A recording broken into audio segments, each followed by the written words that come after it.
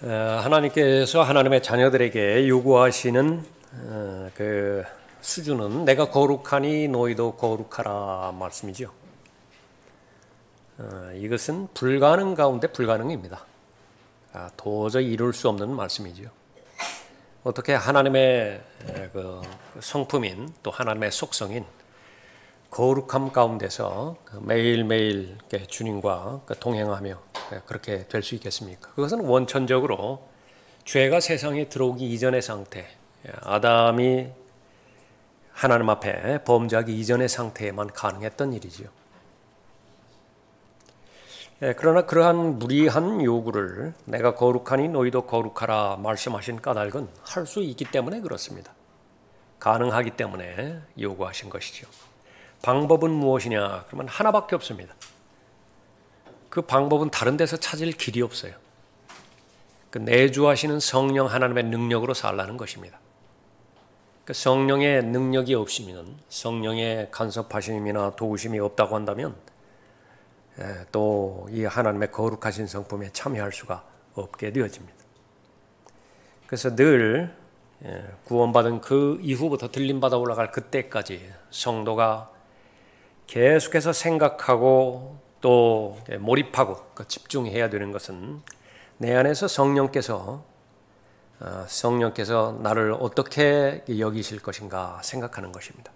성경에 자세하게 그 내용들을 말씀해 주셨죠. 성령께서는 아주 기뻐하십니다. 성령으로 충만하게 채워졌을 때에 아주 기뻐하시죠. 지혜로 충만해지고요. 말씀으로 충만해집니다. 거기에는 노래가 있어요. 감격이 있죠. 또 성령께서는 아주 슬퍼하실 수 있습니다. 그것은 나에게 달려있죠. 무지하기 때문에 그런 것이 아니라 알고도 행하지 않을 때 그렇습니다. 의심할 때 그렇죠. 또 성령께서 막 일하려고 하시는데 이제는 모든 여건이 다 갖춰져 있어요. 성령께서 일하시기만 하면 되는 것입니다. 그때 물을 부어버릴 수도 있어요. 성령을 소멸시켜버릴 수도 있는 것입니다. 그래서 성령 하나님께서 성도들을 대할 때는 늘 인격 대 인격으로 대하시죠. 영향력으로 대하지는 않습니다. 감당할 수 없는 영향력으로 내가 죄를 지으려고 하는데 전능하신 성령 하나님의 능력으로 그 죄를 짓지 못하게 한다. 이것은 성경에 없는 이야기예요. 오히려 반대로 전능하신 하나님도 내가 죄를 짓기로 결심했다. 막을 방법이 없어요. 그래서 성령의 열매, 그래서 내 안에서 역사하시는 성령 하나님의 증거가 그 밖으로 드러나는 것이지요. 그래서 이 성령의 열매, 그것은 우리 믿음의 창시자의 완성자가 바로 예수 그리스도라고 고백하는 것인데 그것과 통일어입니다. 그러니까 예수 그리스도의 성품이에요. 예수 그리스도의 생각과 마음으로 우리가 무장해야 되는데 그것은 다른 말로 하면 성령의 열매를 늘 지속적으로 맺는 삶을 말하는 것이죠. 전투하는 교회, 에베소서 6장에서 기록된 교회이죠. 열매 맺는 그리스도인, 갈라디아서 5장에 기록되어 있는 하나님의 말씀의 명제이지요. 그 둘은 서로 분리시켜서는 안 됩니다. 똑같은 말이에요. 전투하는 교회는 열매 맺는 교회이다. 열매를 맺지 못하는데 영적 전쟁에 대해서 아무리 많이 목소리를 높여 부르짖어 본다 하더라도 우리의 주적인 사탄은 비웃어버려요. 전혀 힘을 쓰지 못하는 그런 상태이기 때문에 그렇습니다. 철저하게 우리는 성령 하나님의 역사하심과 성령 하나님의 열매에 대해서 우리가 마음을 먹어야 됩니다. 7번째 열매입니다. 믿음입니다. 성령으로 말미암는 7번째 열매, 믿음이죠.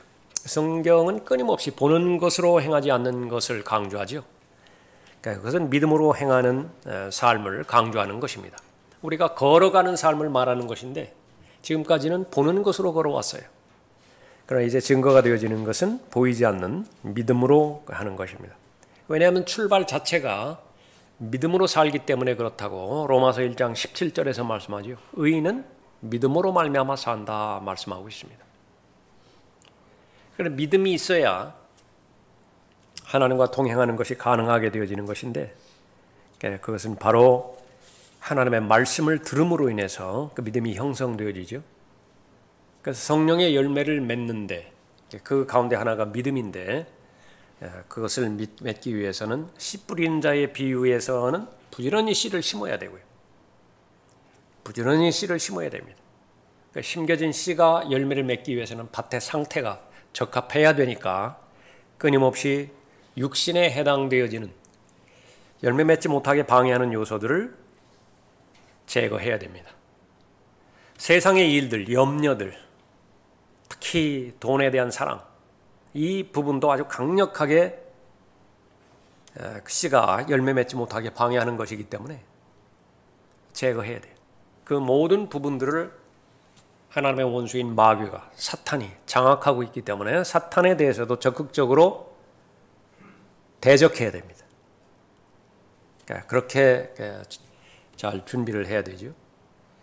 그러면서 동시에 하나님의 말씀을 듣는 데에 적극적으로 투자를 해야 됩니다. 물리적인 시간을 드릴 뿐만 아니라 준비된 마음으로 주의를 기울여야 되죠. 무슨 말을 들었는데 5분 뒤에 그 말이 무슨 말인지 잊어버린다고 한다면 아쉽죠. 그런 모든 부분들은 훈련을 통해서 듣는 것도 훈련해야 됩니다. 경청해야 되는 것도 훈련해야 된다. 처음에는 10분 동안 내가 들은 말을 내가 이해하고 그 이후의 일들은 내가 잘 모르겠다. 거기서부터 시작한다고 한다면 30분 동안 내가 경청할 수 있는 훈련을 할 수 있어야 돼요. 그래야 진정한 학생입니다. 잘 공부할 수 있겠죠? 다른 부분에 있어서는 다 양보할 수 있어요. 무슨 인문학이라든지 과학이라든지 역사학이라든지 이런 부분에 대해서는 잘 몰라도 될 수 있다 그 말이에요. 좀 불편하겠죠. 그러나 하나님의 말씀에 대해서만큼은 절대로 양보해서는 안 되는 것입니다. 이것은 사느냐 죽느냐의 관계이고 영혼과 직결적인 그런 부분이기 때문에 그렇지요. 그래서 우리는 기도하는 거예요. 하나님 말씀 읽을 때 기도하지 않습니까? 우리도 오늘 하루 모이면 얼마나 많은 기도를 해요? 우리가 겸손한 마음으로, 겸손한 마음이라고 하는 것은 다른 말로 하면 배우고자 하는 마음이에요. 배우고자 하는 마음. 선생님이 없으면 저는 배울 방법이 없습니다. 저를 가르쳐 주셔야만 됩니다. 우리의 선생님이신 성령 하나님께서 우리를 가르쳐 주시는 것이죠. 그러면 하나님께서는 각자의 사람에게 모두 믿음의 분량을 그렇게 주시죠. 믿음이 양산되어지는 것입니다. 자, 성령의 열매에 대해서 우리가 계속 공부하고 있는 것인데요. 성령의 열매라고 하는 것은 그 사람 됨됨이를 말하는 거예요. 어떤 사람이 있었는데 좀 이른 나이에 아버지가 돌아가셨어요. 아주 참담합니다. 당혹스럽기도 하고 많은 조문객들이 오죠. 친척들도 오고. 하루 뒤에 친한 친구가 왔어요. 조문하러 왔습니다. 그 친구를 보자마자 눈물이 왈칵 쏟아져요. 무엇을 말하는 거죠? 관계를 말하는 것입니다. 아무 말도 안 했는데 그 친구를 보자마자 눈물이 쏟아지는 것입니다. 다른 사람 말은 안 들어요. 근데 그분이 나한테 정색을 하고 말씀하시는데요. 아, 그래야 되겠구나. 결정을 합니다. 그러니까 인격이에요. 예? 그래서 바로 하나님의 은혜라고 말하는 것이고 또 예수 그리스도 자신이라고 우리가 언급하는 것이죠. 그러면 그것은 무엇을 말하는 것이냐면 나도 그런 사람이 되기를 바라는 거잖아요. 나도 그런 영향력 있는 사람이 되기를 바란다. 그런 사람이 될 때에 제일 먼저 호혜를 받는 것은 본인 자신입니다. 죄로부터 자유로운 사람이고요. 그 사람은 시대의 풍조로부터 자유로운 사람이에요. 다른 사람이 나에 대해서 어떻게 평가를 내리는 것이냐. 또 사람들이 나에 대해서 사실이 아닌 것을 어떻게 오해를 하고 있는 것이냐. 그 어떤 오해는요. 평생 풀어지지도 않을 오해도 있을 수 있다고요. 그러나 그런 모든 부분들을 초월해서 나를 지으시고 또 나의 진정한 주님이신 하나님께서 나를 알고 계시고 또 하나님께서 나를 바라보시는 관점, 그 부분에서 나는 절대적인 확신을 가지고 있다. 나는 아무것도 구애받지 않아요. 어떤 부분에 있어서도 종속되지 않는 것입니다. 그 사람보다 더 좋은 사람이 어디 있어요? 그 사람보다 더 능력 있는 사람이 어디 있습니까? 그러니까 성령의 열매, 맺으면 좋고 안 맺으면 좀 아쉽고 그런 부분이 절대로 아닙니다. 이것은 우리가 항상 목말라 있어야 되고 배고파해야 되는 영적인 목표가 되어지는 것이죠. 믿음에 대해서 잘못 알고 있는 것, 이것은 자기 최면이 아니다라고 하는 것입니다.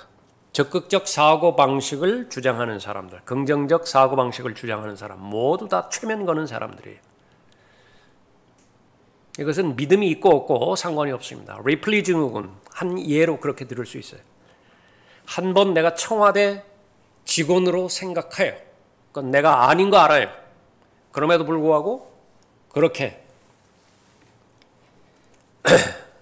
자신을 거짓말하고 사기치면 돈이 들어와요. 그런데 잘 먹혀요. 3번, 4번 그러면은요 자신이 청와대 직원인 줄 알아요. 완전히 자기 스스로의 최면에 걸리는 것인데요. 여기에 종교가 간섭을 했다. 그건 막을 방법이 없습니다. 이거는 어떠한 진리의 말씀을 들이민다 하더라도, 진리의 말씀으로 찔림을 준다 하더라도요, 자기 최면에 일단 걸려버린 그 사람은 양심이 화인 맞아 버렸기 때문에 들리지가 않아요. 볼 수가 없는 것입니다. 그 두 부분을 절대적으로 구분을 할 수 있어야 되어지는 것입니다. 그러면 누가 자기 최면을 스스로 걸고 그 자기 최면에 목말라 하는 것인가? 그러면 번영 신학에 목말라 하는 사람들입니다. 자신의 생애를, 인생의 목표를 정해놓고 그 성공을 위해서 달려가는 것인데 그 도움의 손길을 기독교 신앙으로 빌려보자. 다른 다양한 방법이 있어요. 여러 가지 도움을 받을 수 있는 방법이 있는데 자기는 기독교 신앙으로 한번 그 자신의 생애를 완성해 보겠다, 그렇게 보는 것입니다. 마귀가 가장 좋아하는 사람이에요. 마귀가 주의하는 사람이라. 그러면 거기에 걸려들면 하나님께서 인정하시는 살아있는 믿음 형성되지 않는 것입니다. 믿음의 대상은 하나님의 말씀입니다. 사도행전 27장 보십시오.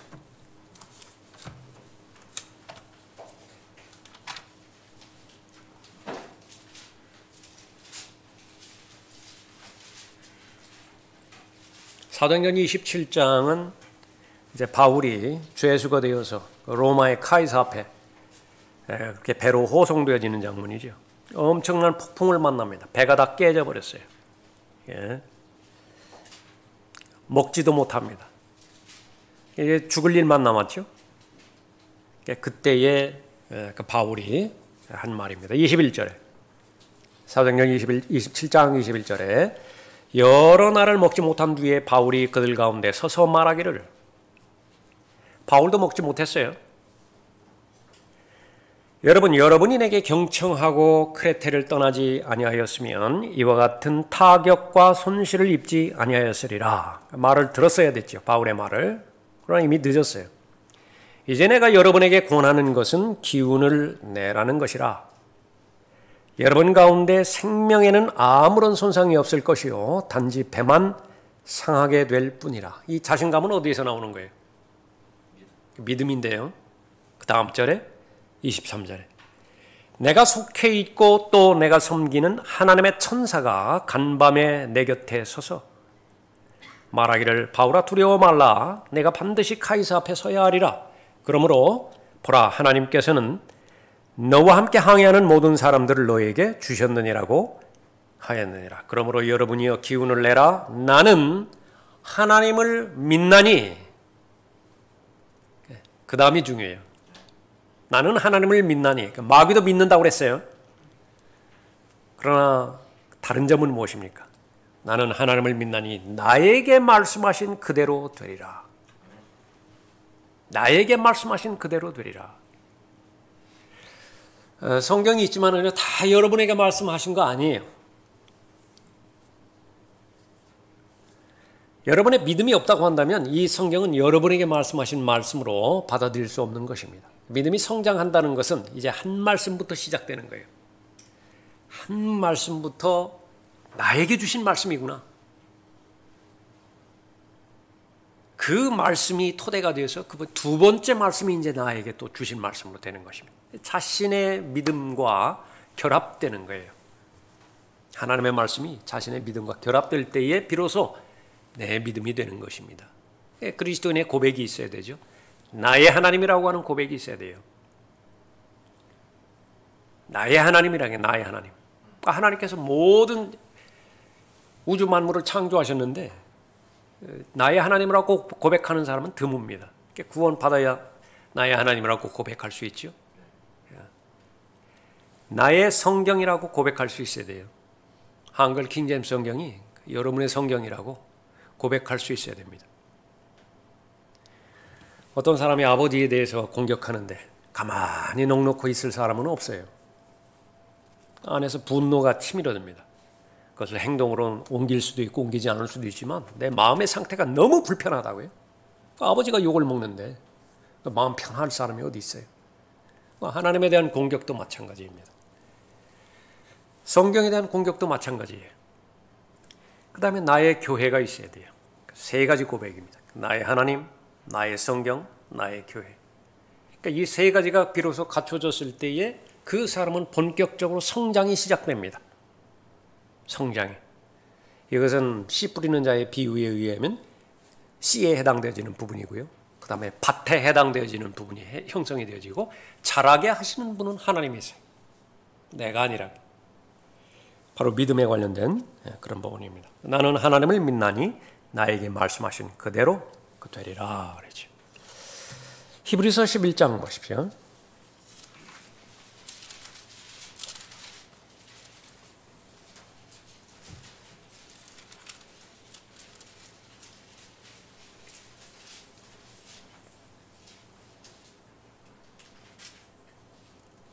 모임의 목적은 모임이 형성되어지는 것을 목적으로 하는 것인데요. 모든 목적이 마찬가지죠. 믿음이 형성되어지는 것입니다. 믿음이 자라는 것이에요. 그 모임에는 사랑과 선행을 격려하는 특징이 있습니다. 어디나 마찬가지예요. 사랑을 격려하고 또 선행을 격려하죠. 좋은 습관이 있고 좋지 못한 습관이 있는 것인데 마지막 날들에 또 이 그날 성경에서 언급하고 있는 그날이 계속 가까워지죠. 오늘 첫 번째 하나님 앞에 경배드릴 때 하면 1년이 더 가까워진 거예요. 물리적으로 보면 가까워질 때에 시대의 풍조는 무엇이냐 그러면 모이기를 패하는 아주 좋지 못한 습관이 일반화돼 버려요. 어느 정도 일반화되는 것이냐. 주일 경배에 참여하는 것, 그것은 대단한 믿음으로 평가합니다. 주일날 한번 경배 모임에 참여했다. 그건 아주 대단한 믿음이에요. 예. 그러나 그것이 성경대로 믿는 그리스도인의 입장에서는 뭐냐면 어떤 날이 다른 날보다 더 소중하지 않거든요. 모든 날들이 다 소중하다고요. 월요일은 엉뚱한 짓 하느냐고요. 그러니까 금요일날 저녁에는 엉뚱한 짓 하나요? 그렇지 않습니다. 그러니까 이런 모든 부분들을 자유롭게 하는 것이 믿음이에요. 예? 그런 그 믿음에 대해서 성경에서 강조하는 것은 바로 무엇이냐? 3절에 보면 믿음으로 우리는 세상들이 하나님의 말씀으로 지어진 것을 깨닫나니 보이는 것들은 나타난 것들로 된 것이 아니니라. 그러니까 여러 사람들의 믿음을 강조하고 있습니다. 제일 첫 번째 나오는 믿음이 아벨의 믿음이죠. 4절에 믿음으로 아벨은 카인보다 더 나은 제사를 하나님께 드림으로써 의로운 자라고 증거를 받았으니 하나님께서 그의 예물들을 인정하심이라. 그가 죽었으나 믿음으로 아직 말하고 있느니라. 그러니까 아벨의 믿음뿐만이 아니에요. 하나님께서 인정하시는 모든 믿음은요, 영혼과 직결되어지는 것입니다. 그래서 믿음에 투자하는 것은 가장 잘하는 투자예요. 아벨의 믿음에 대해서 언급하고 있죠. 그 다음에 에녹의 믿음입니다. 5절에 믿음으로 에녹은 죽음을 보지 않고 옮겨졌으니 하나님께서 그를 옮기셨으므로 다시 보이지 아니하니라. 그는 옮기기 전에 하나님을 기쁘시게 하였다는 이 증거를 지녔느니라. 기록된 목적이죠. 우리도 똑같습니다. 내가 하는 생각, 내가 하는 결정, 내가 하는 모든 행위, 그것이 사람이 기뻐할 수 있고 기뻐하지 않을 수 있어요. 그럴 수도 있고 그렇지 않을 수도 있지만 하나님께서는 기뻐하세요. 그러니까 거기에만 초점을 맞춘다고 한다면 믿음이 있는 사람인 것입니다. 그 에녹의 믿음의 결과 5절을 말하죠. 그러니까 6절을 그러나 믿음이 없이는 하나님을 기쁘시게 할 수 없나니 하나님께 나아가는 자는 그분이 존재하시는 것과 그분이 자기를 열심히 찾는 자들에게 보상하는 분이심을 마땅히 믿어야 하느니라. 성령께서 허락해 주시는 믿음의 열매가 있다고 한다면 너무나 자연스럽게 믿음의 삶을 사는 것입니다. 7절에 노아의 삶이 나오죠. 믿음으로 노아는 아직 보지 못한 일들에 대해 하나님의 경고하심을 받고 두려움으로 행하여 방주를 예비함으로 자기 집안을 구원하였으니 그것을 통하여 세상을 정죄하고 믿음에 의한 의의 상속자가 되었느니라. 보지 못한 일들이라 그렇게 언급하고 있습니다. 노아의 믿음을 설명할 때 사실대로 비를 보지 못했죠. 그러나 비가 내릴 것이라고 말씀하셨습니다. 의의 전파자라고 말씀하셨는데 최소한 120년 동안 계속 전파한 것이 무엇에 대해서 전파했죠? 심판에 대해서 계속 경고하셨는데 믿음의 사람이었다. 그렇게 성경은 인정하고 있죠. 그것을 통하여 세상을 정죄하고 그러니까 우리들의 그 사명도 마찬가지입니다. 다가올 하나님의 심판을 계속해서 알려주는 것이지요. 그 믿음의 사람이 해야 되는 그 믿음의 그 행위이죠. 아브라함의 믿음이 있습니다. 8절에 믿음으로 아브라함은 장차 유업으로 받을 땅으로 떠나가라는 부름을 받았을 때 순종하여 어디로 가야 하는지도 모르며 떠났습니다. 그러니까 믿음과 관련돼서 노아는요, 두려움이라고 하는 마음의 상태가 병행해서 연결되어 있고 믿음과 두려움 같이 나온다고 말해요. 또 아브라함과 관련돼서는 믿음과 순종이라고 하는 말이 같이 나오죠. 그러니까 믿음이라고 하는 것은 아무 노력도 하지 않고 아무 집중도 하지 않았는데 결정도 하지 않았는데 의지를 내가 하나님 앞에 드리지 않았는데 자연스럽게 형성되어지는 정서적인 결과, 이것이 결코 아닙니다. 그 사람 믿음이 가. 뭐 근거가 있을 거 아니겠어요? 그렇죠? 그 사람을 신뢰할 수 있는 여러 단계가 있었을 것이라고요. 그때마다 일관성 있게 적어도 그 영역에 있어서만큼은 신뢰를 저버리지 않더라. 그러면 하는 거예요. 저 사람은 아주 사회생활 하는데도 어렵고 다른 사람하고 어울리기도 참 형편없고 게다가 이렇게 봐도 이 일도 그냥 뭐 그렇게 탁월하게 하는 것 같지 않더라. 그러나 저 사람은 정직한 부분에 있어서는 다른 사람과 비교가 안 된다. 회계 맡기는 거예요. 우리 동기들 회비 네가 맡아라. 믿음입니다. 아브라함은 하나님의 말씀에 그렇게 신뢰를 했죠. 20절에 보면 믿음으로 이삭은 다가올 일들에 관하여 야곱과 에서에게 축복하였고, 이삭은 육신적으로 누구를 더 사랑했을까요? 장남입니다. 그러나 누구를 더 축복했느냐? 믿음이에요. 왜냐하면 하나님께서 그렇게 알려주셨기 때문에 그런 것이죠. 21절에 야곱의 믿음이 있습니다. 믿음으로 야곱은 죽을 때에 요셉의 두 아들 하나하나에게 축복하였으며 그의 지팡이 머리에 의지하여 경배 드렸느니라. 요셉의 믿음이 22절에 나와 있죠. 믿음으로 요셉은 임종시에 이스라엘 자손이 떠날 것에 관하여 말하였고 또 자기 유골에 관하여 명하였느니라. 떠날 때 유골 같이 가져가라고 그랬죠. 어디다 묻었다고 그랬죠? 세켐에 묻었습니다. 23절에 모세의 믿음이 있습니다. 믿음으로 모세는 태어났을 때 출중한 아이로 보였기에 그의 부모가 3개월 동안 숨겼으니 이는 그들이 왕의 명령을 두려워하지 않았기 때문이요. 믿음으로 모세는 장성하여 파라오의 딸의 아들이라 칭함을 거절하고, 모세 은수저, 금수저 둘 다 가지고 태어난 아이죠. 스펙, 다른 사람과 비교가 될 수 없습니다. 이제 출세만 남았어요. 근데 여기에 하나님을 만난 이후로 믿음이 형성이 되어졌는데 그 믿음의 힘이라고 하는 것은 그 세상이 주는 모든 권력들, 권세, 재물, 이 부분들이 아무것도 아닌 것으로 볼 수 있게 하는 그런 힘을 가진 것이죠. 25절에 잠시 동안 죄의 낙을 누리는 것보다 분별력입니다. 과연 이 쾌락이 얼마나 오랫동안 갈 것이냐. 반드시 끝은 올 것인데 그 끝에, 쾌락의 끝에 내가 경험해야 되는 좌절감과 낙심, 후회감, 이것이 그대로 계산이 되어지는 사람이에요. 함부로 결정하지 않습니다. 함부로 판단하지 않는다. 이것이 성숙해야 되는, 성장해야 되는 요인이 되는 것이죠. 청소년기 함부로 보내지 않는다. 그런 사람. 장년기, 노년기 역시 마찬가지예요. 할 일 없어서 빈둥빈둥 세월 보내지 않는다. 세월을 아끼는 사람이고 또 시간을 아끼는 사람이죠. 무엇 때문에 그런 것인가? 분명한 목적이 정해져 있어요. 분명한 목적이 정해져 있습니다. 그래서 모세가요, 지혜를 달라고 그렇게 말씀하셨죠. 나머지 인생이 얼마나 남아있는가 계산할 수 있는 능력을 좀 주십시오.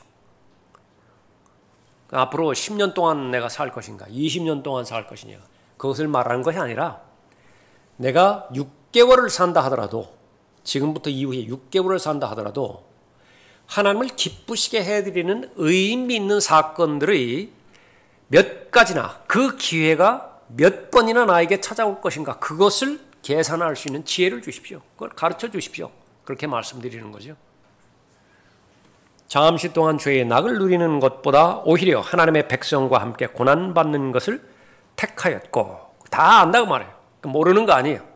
그것을 결정했을 때에 얼마나 많은 박해가 찾아올 것이고 얼마나 많은 손실과 대가를 치러야 되는 것인지를 모르지 않아요. 그럼에도 불구하고 결정하는 것입니다. 왜 그렇습니까? 과정과 목표를 분명하게 분별할 수 있는 능력이 있기 때문에 그런 거죠. 그리스도의 능력을 이집트의 보화들보다 더 큰 재물로 여겼으니, 여기서 여겼다라고 하는 것은 로마서 6장에서 여기다라고 하는 표현과 마찬가지로 믿었으니 그 말하고 똑같은 거예요. 믿은 거예요. 세뇌당한 것이 아니라, 자기 스스로를 계속 세뇌시킨 것이 아니라 적극적 사고방식, 능동적 사고방식, 거기에 피해자가 아니라 살아계신 하나님의 말씀이 근거가 되어서 믿음이 형성된 것이죠. 이는 그가 상 주심을 바라보았습니다. 상입니다. 상. 그래서 대통령상, 국무총리상 뭐 이런 거 안 받아도 돼요. 받으면 좋습니다. 그런 거 받지 못하는 그 부분에 대해서는 현실적으로 인정을 하지만, 만왕의 왕이신 하나님으로부터 받아야 되는 상이 있다고요. 나를 위해서 예비해 놓은 상이 있다고요. 그건 반드시 받아야 됩니다. 그거 안 받으면요 손해를 당해야 되는데, 지금까지 내가 경험한 후회, 막급, 안타까움, 그것을 전체를 모아가지고 거기에 무한대로 곱해야 된다고요. 그만큼 타격적이에요. 그걸 안 받을 경우에는. 왜냐하면 그건 끝이 없어요. 그 존엄이라고 하는 것은, 그 영예라고 하는 것은 끝이 없이 지속되는 거예요. 영원토록 지속되어지는 것이다. 예. 믿음으로 그는 왕의 노여움을 두려워하지 않고 이집트를 떠났으니, 영적으로 적용한다고 한다면 성별이겠죠.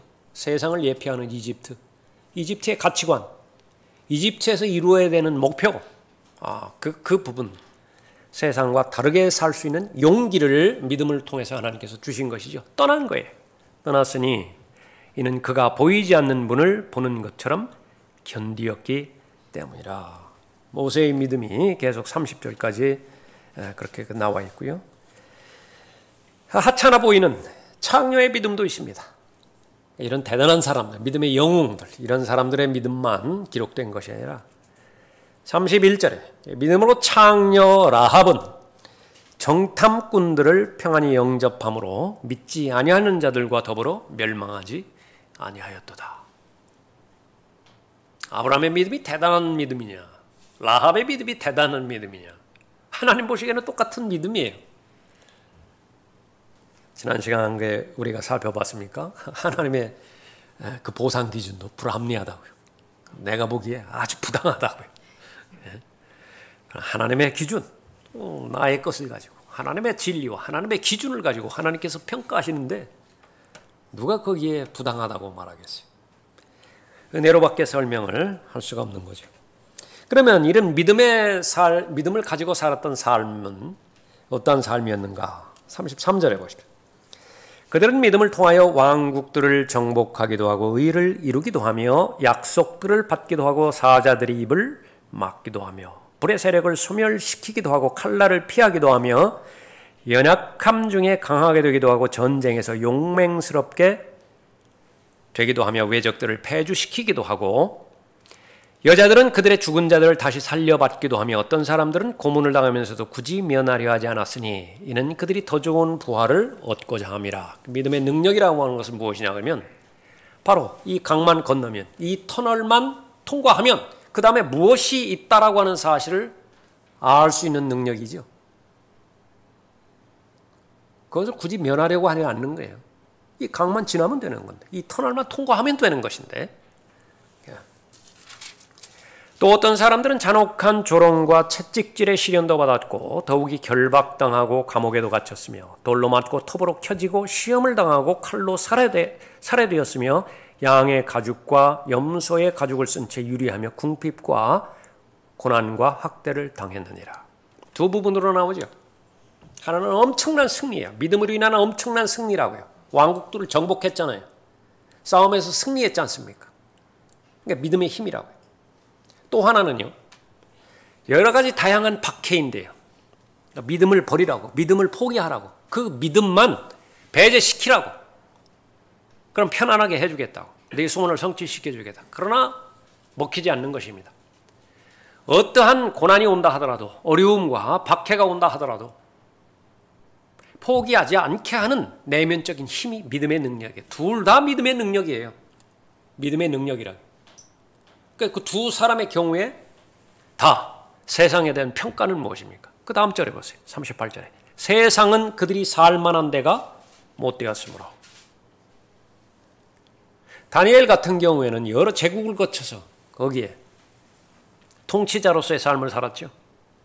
다니엘의 입장에서 이 바벨론 제국은 나를 알아주니까 살만한 곳이구나. 그렇게 고백했을까요? 그렇지 않습니다. 다니엘은 계시를 통해서 다니엘의 70주를 보았잖아요. 네. 페르시아 제국이 아무리 강대한 제국이라 하더라도 거기가 살만한 곳이 못 되는 것입니다. 요셉 역시 마찬가지였죠. 이집트에서의 통치자가 됐어요. 아무도 간섭하지 않습니다. 자신의 마음만 먹으면 얼마든지 포디발의 아내에 대해서 보복할 수 있어요. 무한대의 자유와 무한대의 권력이 주어졌는데 이집트 살만한 곳인가요? 그렇다면 왜 자기 유고를 파가라고 말했어요? 유고를 옮기라고. 믿음의 힘인 것입니다. 세상은 그들이 살만한 데가 못 되었으므로 그들은 광야와 산속과 동굴과 토굴에서 유리하였느니라. 이 사람들이 모두 믿음을 통하여 좋은 평판을 얻었으나 그 약속을 받지는 못하였으니 하나님께서는 우리를 위하여 어떤 더 좋은 것을 예비하사 우리가 아니고서는 그들이 온전케 되지 못하게 하셨느니라. 좋은 것과 더 좋은 것이 있습니다. 그러니까 이 사람들은 더 좋은 것을 볼 수 있는 안목이 있었던 것이죠. 믿음의 힘인 것입니다. 믿음의 대상 하나님의 말씀이고요. 믿음의 대상 주 예수 그리스도이시죠. 그래서 히브리서 12장에서는 믿음의 창시자이고 믿음의 완성자라 그렇게 말씀하고 있습니다. 예수 그리스도를 주로 부를 수 있는 사람, 믿음의 대상이 바로 주 예수 그리스도인 사람이죠. 믿음이 성령의 열매라고 한다고 한다면 믿음 하면은 제일 먼저 떠오르는 것이 교리일 거예요. 건전한 교리. 그 교리를 믿을 수 있어야 되죠. 그 믿음이라고 하는 것은 교리를 믿을 뿐만 아니라 인격도 믿음의 인격이 되어야 됩니다. 그 사람을 신뢰할 수 있어야 돼요. 그 사람의 가르침, 그 사람의 교제, 그 사람의 설교는 참으로 훌륭한데 그 사람 자체는 신뢰할 수 없다. 이런 말은 없어요. 그 자체가 모순이에요. 이는 마치 근본주의자들이 말하는 것처럼 죄는 미워하되 죄인은 미워하지 말라. 그런 말 없어요. 그건 불가능한 말입니다. 성경에서 은혜도 인격이고요. 로마서 6장에 보면 죄도 인격이에요. 은혜도 인격이고 죄도 인격입니다. 그래서 죄가요, 군림할 수 있어요. 은혜도 군림할 수 있습니다. 그 죄를 짓는 그 행위와 죄를 짓는 그 주체, 죄인, 그것은 동일 인물이에요. 다르지 않다 그 말이죠. 그래서 믿음의 건전한 교리, 그것을 잘 가지고 있는 사람이라고 한다면 그 사람은 믿음의 사람이 되어야 된다. 마태복음 6장 보겠습니다. 그렇다면 믿음이 없다고 한다면 어떻게 되는 것이냐? 성령의 열매인 믿음이 생애 가운데서 발견되지 않는다고 한다면 어떻게 되는 것이냐?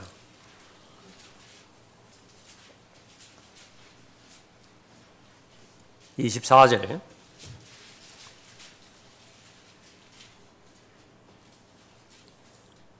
아무도 두 주인을 섬길 수 없나니 이는 그가 한쪽을 미워하고 다른 쪽을 사랑하거나 한쪽을 존중하고 다른 쪽을 경시하게 되니라. 너희가 하나님과 재물을 동시에 섬길 수 없느니라. 그러므로 내가 너희에게 말하노니 너희 목숨을 위하여 무엇을 먹을까 무엇을 마실까 또 몸을 위하여 무엇을 입을까 염려하지 말라. 목숨이 음식보다 중요하지 아니하며 몸이 의복보다 중요하지 아니하냐. 공중의 새들을 보라. 새들은 씨앗을 뿌리지도 않고 거두지도 않으며 곳간에 모아들이지도 않아도 하늘에 계신 너희 아버지께서 먹이시나니 너희들이 새들보다 더 귀하지 아니하냐? 너희 가운데 누가 염려함으로, 문제는 이 염려예요. 믿음이 없으면 반드시 염려로 채워지게 돼 있기 때문에 그렇습니다. 너희 가운데 누가 염려함으로 자기 키를 한 큐빗이라도 더 늘릴 수 있겠느냐? 또 어찌하여 너희는 의복에 대하여 염려하느냐? 들의 백합화가 어떻게 자라는지 생각해보라. 그것들은 수고도 아니하고 길쌈도 아니하느니라. 그러나 내가 너희에게 말하노니 모든 영광을 누릴 때에 솔로몬이 차려 입은 것도 이 들꽃 하나만 갖지 못하였느니라. 오늘 이따가 내일 아궁이에 던져질 들풀도 하나님께서 이처럼 입히시거늘, 객관적 사실이지요. 증명된, 입증된 사실입니다. 입히시거늘 오 너희 믿음이 적은 자들아, 그분께서 너희를 더욱 더 잘 입히지 아니하시겠느냐. 그러므로 무엇을 먹을까 무엇을 마실까 무엇을 입을까 하고 말하며 염려하지 말라. 의식주의입니다. 목적을 의식주로 삼지 말라. 그러니까 실상은 이제 인생의 본질이겠죠. 그러니까 처음부터 이렇게 될 수는 없어요. 이 부분이 믿음으로 정착되기 위해서는 성장해야 됩니다. 처음에는 나의 관점이 거의 대부분이었다고요. 그러나 구원에 대한 관점만큼만은 하나님의 관점에 동의를 했죠. 그래서 구원받은 거예요. 그것이 최소한의 믿음입니다. 그것을 믿을 수 있는 최소한의 믿음마저도 하나님께서 선물로 주셨어요. 그 선물로 주신 그 믿음을 내가 거부하지 않았어요. 거절하지 않았습니다. 내가 받아들였어요. 그래서 구원받은 것입니다. 그래서 아주 최소한의 빛이 어둠으로 꽉 찬 내 마음에 들어오기 시작했어요. 근데 그 빛이요, 이제 하나님의 말씀, 참된 빛의 조명을 계속 받아들임으로 인해서 나중에는 어떻게 변해내냐. 서치라이트로 박혀버렸어요. 과정을 통해가지고. 그래서 이 숨겨져 있는 것들, 그거 다 드러내 보입니다. 다 드러내 보인다. 내 의식 속에 숨겨져 있던 것들, 그것도 혼과 영을 분별할 수 있는 하나님의 말씀을 레이저 광선보다도 더 예리한 광선으로 쬐일 수 있다고. 그래서 모든 부분들을 다 밝게 보여주는 것입니다. 그러면은 그 결과 우리가 갖고 있는 혜택은 무엇이냐? 하나님의 관점에서 모든 영역을 다 볼 수 있는 거예요. 의식주의 역시 마찬가지입니다. 사람이라고 하는 것은 그 본능 가운데서 자기 생존 본능이 있는 것인데 자기를 보호해야 되잖아요. 자기가 살아남아야 돼요. 그래서 거짓말 하는 거예요. 막 급하게 막 거짓말 나오고 급하게 엉뚱한 소리 하고 별거 아닌 거에 관계들 다 단절시켜버리고 그렇게 하는 것입니다. 그러나 이제 여유가 생기거든요. 내가 나를 보존하는 거 아니에요. 내가 나를 지킬 수 있는 것도 아닙니다. 또 하나님께서 나를 보호해 주신다라는 그 믿음이 점점 더 형성되어졌을 때에 침례인 요한의 고백, 나도 한다고요. 그러니까 나는 점점 사라지고요. 다시 말하면 육신이죠. 내 육신은 점점 더 사라지고 그리스도 안에 있는 새로운 피조물, 예수 그리스도와 똑같은 성품, 새 사람이죠. 속 사람이죠. 그것이 바로 나 자신이 되는 것입니다. 그러면 해결되는 것입니다. 믿음이 없다라고 한다면 그것은 바로 염려하는 사람이 되는 것이고 의심하는 사람이 되는 것입니다. 하나님에 대해서, 약속에 대해서 염려하고 하나님의 약속에 대해서 반신반의하고 그 사람을 무신론자라고 그래요. 무신론자. 의도하지는 않았지만은 내가 믿음이라고 하는 열매를 풍성하게 맺지 못할 때 무신론자로서 계속 교회 다니는 거예요. 무신론자로서 성경 여는 거예요. 그 무신론자가 기도도 해요. 그 부분들을 극복할 수 있는 것이 바로 믿음이죠. 믿음이 있는 사람이 이제 감사가 넘칩니다. 그래서 믿음과 감사, 그것은 또 연결되어 있는 그런 그 덕목입니다. 내가 하루하루 살아가는 데 있어서 많은 염려에 사로잡혀 있다. 그 성경으로 돌아가서 내가 필요한 것은 믿음의 열매이구나. 하나님 앞에 간청드릴 수 있어야 되겠죠. 이것이 이제 확산이 되어지면은 무섭기까지 합니다. 무서워진다고요. 살아가는 것이 무서워요. 사람이 무섭고 돈이 무섭고 내일이 무서워요. 내일 오는 것이 무섭게 되어지는 것이. 8장 거기 23절에 보십시오. 8장 23절에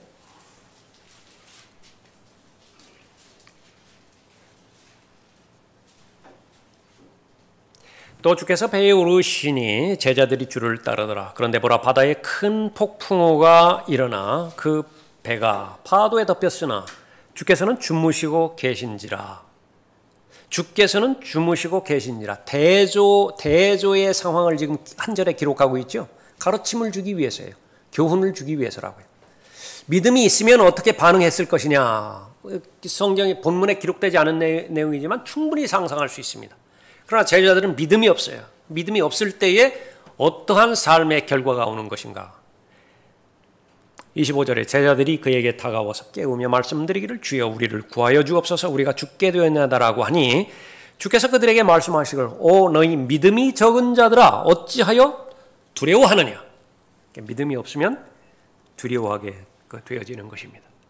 마귀가 주는 것은요. 제일 효과적인 것은 두려움의 영에 휩싸이게 만들어버려요. 그러면 다 굴복합니다. 다 항복해버려요. 무섭게 만든다. 우리가 살아가는 이 믿음의 삶은 영적 전쟁이라고 했는데 전쟁터라고 했는데 아무리 많은 무기가 배치되어 있어야 뭐예요. 사기가 지금 떨어져 가지고서 도망가기 바쁜데 그것은 싸워보나마나 백전백패죠. 마찬가지로 그리스도의 훌륭한 군사, 아까 용기 백배하고요. 여호수아에게 모세의 일을 맡길 때 계속해서 하나님께서 말씀하신 것은 뭐냐면 낙담과 낙심입니다. 담대하라, 담대하라, 용기를 내라. 왜 그것을 계속 반복하셨겠어요? 우리의 습성 자체가, 본성 자체가 두려움 쪽으로 훨씬 강한 힘으로 기울어져요. 근데 그것을 외부의 힘에서 그것을 반대 방향으로 돌이켜줘야 되는 것입니다. 그것이 믿음이에요. 믿음의 그 힘인 것이죠. 그래서 내가 과도하게 염려의 대상들이 많고 또 두려움의 대상이 그렇게 많다. 그러면 다시 한번 성경으로 돌아가서 나는 믿음의 상태를 확인해 봐야 되는 것입니다. 하나님이 존재하시는 것을 믿는 것인가? 내 주변에서 일어나는 모든 일들, 하나님의 간섭하심이 없이 일어나는 일은 없다. 나는 나의 고백인데 나는 그 사실을 내가 말해놓고도 믿는 것인가? 또 내가 하나님의 뜻에 따라서 결정하고 또 판단하는 이 부분에 있어서 예상되어지는 손해가 있다. 예상되어지는 대가가 있는데 좀 내가 감당하기에 버겁다. 그럴 때에 이 결정은 하나님 보시기에 옳은 결정인가? 그렇다고 한다면 반드시 그 수고와 그 희생, 헌신을 하나님께서 기억하시고 보상하실 텐데 성경에서는 마땅히 믿어야 된다고 성경에서 기록하고 있다. 나는 마땅히 믿는 것인가? 그럴 때에 내주하시는 성령께서 하나님의 말씀을 내가 가지고 와서 그것을 은혜의 보좌 앞에 가서 하나님 편으로 내가 기울이고자 하는, 결정하고자 하는 의도를 하나님 앞에 비출 때에 강력하게 역사하는 거예요. 용기를 주는 거예요. 그러니까 안심이 된다. 나한테 평안, 화평이 찾아오는 것입니다. 모든 두려움과 염려, 근심 그걸 정복해버려요. 지각을 초월하는 하나님의 평강이 나를 통치해요. 나를 다스려요. 군림해요. 나를 지켜주시는 것입니다. 내 마음과 생각을 믿음입니다. 자, 오늘은 여기까지 하겠습니다.